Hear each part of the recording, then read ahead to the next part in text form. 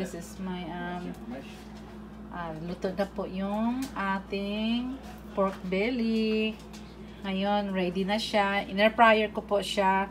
Tapos ngayon ready na po siya ilagay na po sa oil.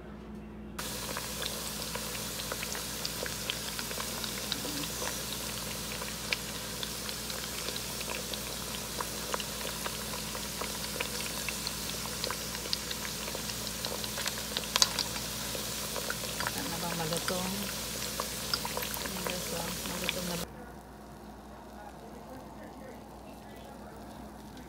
na guys. Ayan na guys. Talaga ready na po yan ang ating lechon kawali pork belly. Look at that. Ang sarap niya talaga guys kasi napaka very soft niya. So, yan ginawa ko